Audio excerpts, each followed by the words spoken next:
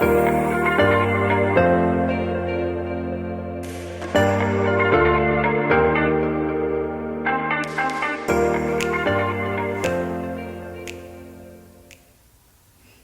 to my channel, everybody. Today I was going to show you or go walk through how I do coaster sanding and why.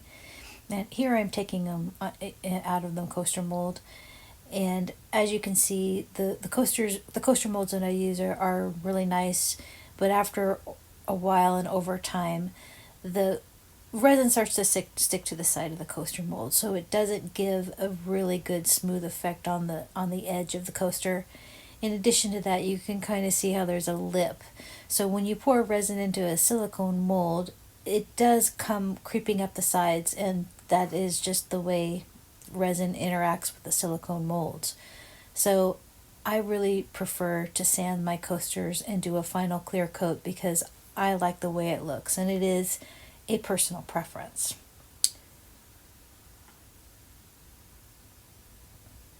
I use a Dremel and with a stone end, and I will be putting links in the description of this video to all the items that I use so you get an idea. And once I use the stone, I switch over to this sand. It's like a sandpaper wheel to smooth out the top of the coaster once I'm done leveling out the coaster with the stone edge. And pretty much all I do, and it is difficult if you aren't used to Dremel, it is difficult to ensure that learning how to do it, that you don't actually hurt your coaster, because it moves fast. So you may want to start at a lower speed till you get the hang of it if you aren't used to using a Dremel. If you lay the coaster flat on the table and then run the Dremel and hold the Dremel close to the table, you can kind of get used to the feel of how that Dremel works across the top of your coaster. But because the coaster has been cured for over 24 hours, it really is extremely hard. So running your Dremel piece over the top of it does get a little bit it is the traction of the Dremel. It can kind of cause you to zing the Dremel off to the side, so be really careful with that. Over on the edge over here, you can see the hose to my shop vac. I do spend a lot of time trying to keep this shop vac really close to all of the powder that's being kicked up, because it does make quite a mess to sand the resin. So what I'm going to do is I'm going to take this Dremel, the stone cut, and work my way around the entire coaster until it's all flush with the surface. So my basic goal here is to get that lip on the edge of the coaster sanded down.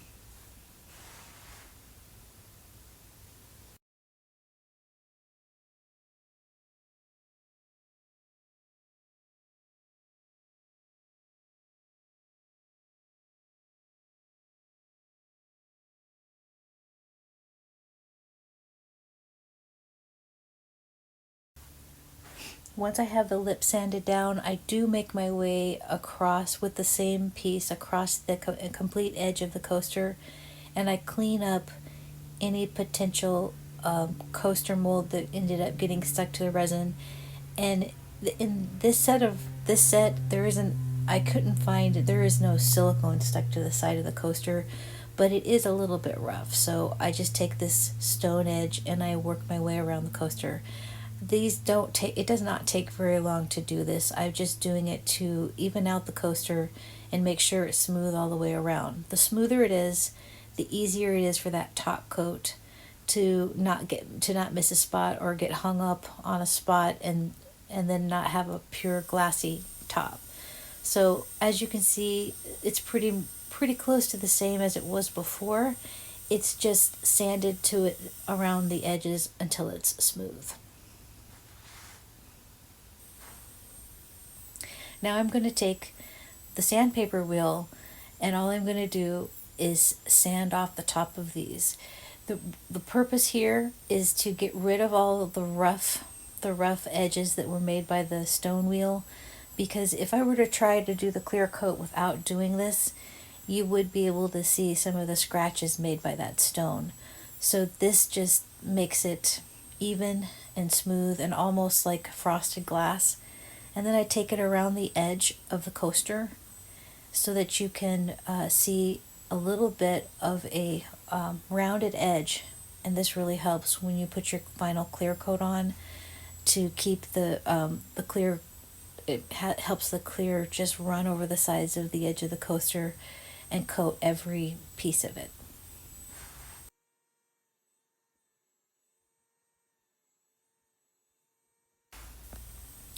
Once you're done getting everything smoothed out, don't forget to go rinse. I go rinse it off in the sink, and then I wipe it down with a towel so that it's nice and clean before I do the final prep for the clear coat.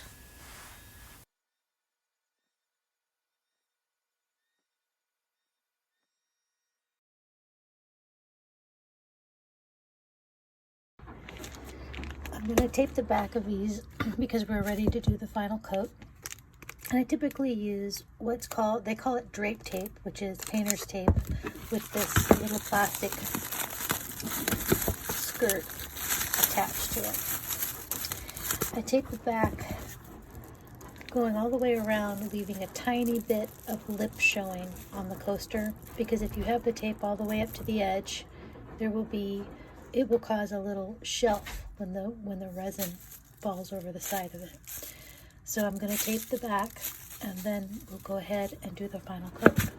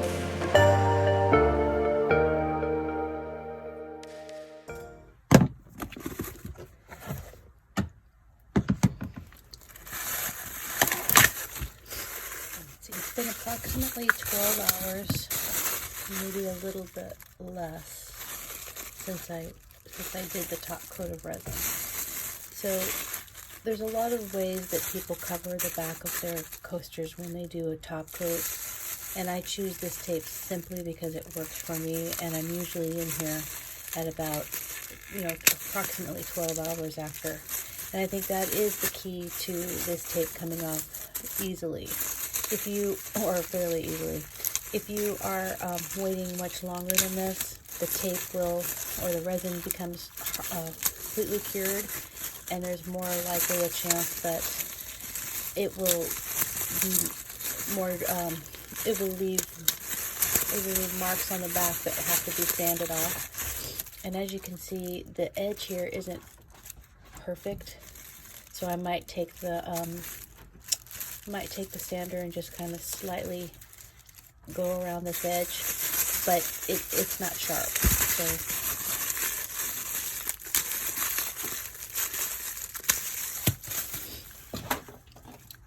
things like this little divot right here, I will go back later and smooth it off, just to ensure that whoever gets this coaster won't have a sharp mark on it.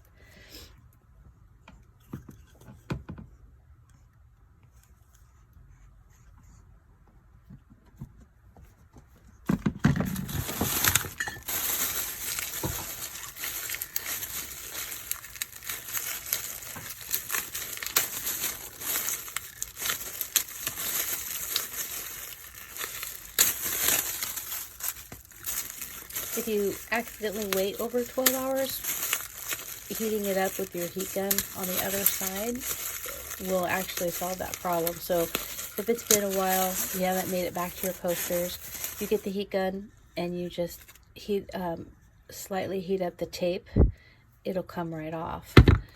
Knowing that though, this plastic melts, so if you're going to end up doing that, I would rip off the plastic or be extra careful so that you don't burn yourself or burn the plastic to the back of the coaster. So I will go ahead and show you a comparison from what they look like right before we sanded to now.